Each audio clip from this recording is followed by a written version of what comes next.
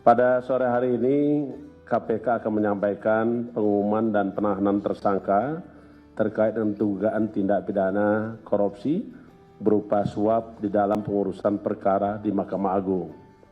Kami ingin sampaikan bahwa hari ini, tentu rekan-rekan tadi sudah mengikuti dari pagi, ada juga yang sudah bertanya kepada saya selalu katakan pada saatnya KPK akan menyampaikan setiap perkembangan perkara yang ditangani oleh KPK.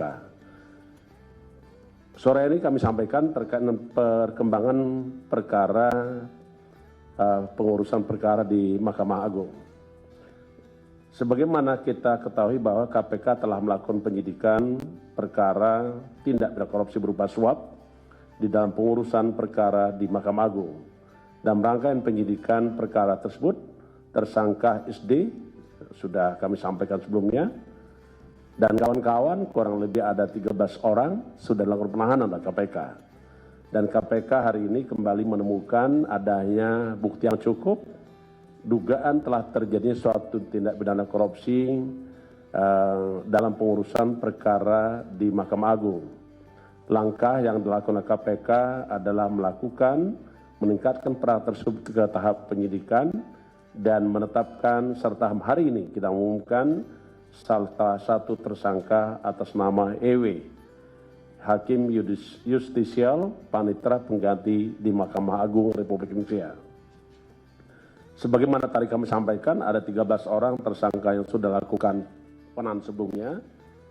Boleh kami ulangi lagi. Pertama adalah SD, Hakim Agung pada Mahkamah Agung, 2 GS, Hakim Agung pada Mahkamah Agung, 3 PN, Hakim Justisial Panitera Pengganti pada Kamar Pidana Mahkamah Agung dan Asisten Hakim Agung GS, 4 RN, PNS Mahkamah Agung atau staf Mahkamah Agung, 5 ETP, Hakim Justisial Panitera Pengganti Mahkamah Agung, 6 DY, PNS pada Kemitraan Mahkamah Agung, 7 MH, PNS pada Kemitraan Mahkamah Agung, 8 NA, PNS Mahkamah Agung, 9 AB, PNS pada Mahkamah Agung, 10 YP, pengacara, 11 ES, pengacara, 12 HT, swasta, debitur korporasi simpan pinjam ED, 13 EDKS, swasta, debitur koperasi simpan pinjam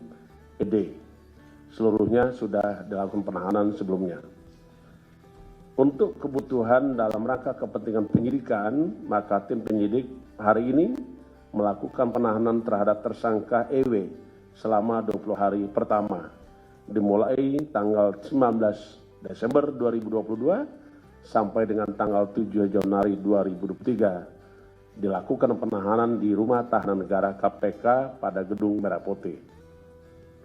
Adapun konstruksi perkara kami jelaskan dan kami ulangi lagi. Pertama adalah diawali adanya gugatan PKPU ke Pengadilan Negeri Makassar yang diajukan oleh PT MHJ sebagai pihak pemohon dengan Yayasan Rumah Sakit SKM sebagai termohon.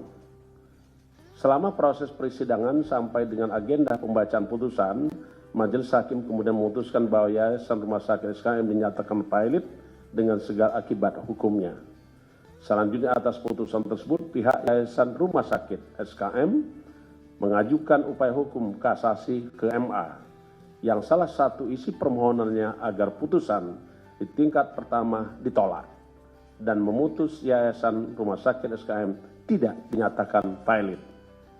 Sekitar Agustus 2022, agar proses kasasi dapat dikabulkan, diduga perwakilan dari Yayasan Rumah Sakit SKM, yaitu WH, selaku Ketua Yayasan melakukan pendekatan dan komunikasi intens dengan meminta MH, AB, dan PNS pada MA untuk membantu dan memonitor, serta mengawal proses kasasi tersebut, yang diduga disertai adanya kesepakatan pemberian sejumlah uang.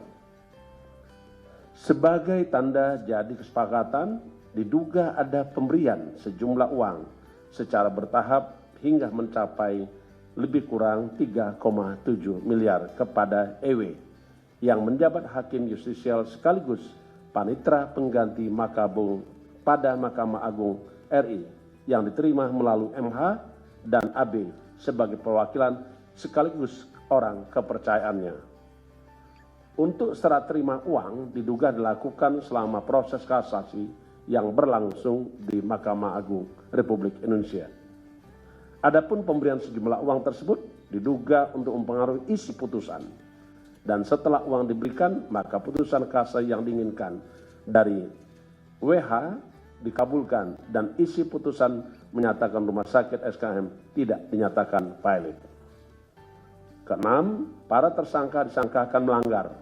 Saudara EW bersama-sama MH AB disangkakan melanggar pasal 12 huruf C atau pasal 12 huruf A dan B kecil yaitu pasal 11 Undang-Undang 31 tahun 1999 tentang pemberantasan tindak pidana korupsi sebagaimana telah diubah dengan Undang-Undang Nomor 20 tahun 2001 tentang perubahan atas Undang-Undang 31 tahun 1999 tentang pemberantasan tindak pidana korupsi yaitu pasal 55 ke 1 ayat 1 ke 1 KUHP. KPK berkomitmen untuk menyelesaikan setiap perkara yang ditangani oleh KPK, termasuk terkait dengan perkembangan perkara yang ditangani oleh KPK. Penegak hukum tentu kita bersepakat setiap perkara harus kita tuntaskan secara efektif, efisien, dan merangka mewujudkan tujuan penegakan hukum, kepastian hukum, keadilan, dan menimbulkan kemanfaatan. Terakhir kami ingin sampaikan bahwa korupsi di sektor peradilan ini tentu mencederai marwah penegakan hukum di Indonesia. Karena itu KPK tidak akan pernah berhenti hanya pada upaya-upaya penindakan saja. KPK terus melakukan upaya-upaya pencegahan melalui pengkajian dan pendidikan masyarakat supaya tidak terjadi tindak pidana korupsi. Saya kira demikian ingin kami sampaikan. Terima kasih. Kita sungguh berharap bahwa kita sama-sama memiliki mimpi Indonesia betul-betul bebas dan bersih dari praktek-praktek korupsi. One day kita punya peradaban, yaitu peradaban anti korupsi. Terima kasih.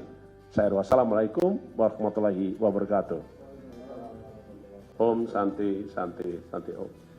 Terima kasih Pak Ketua yang telah membacakan konstruksi perkara ini, gitu ya. Dengan menetapkan satu orang sebagai tersangka EW dan kemudian dilakukan penahanan sampai nanti 7 Januari.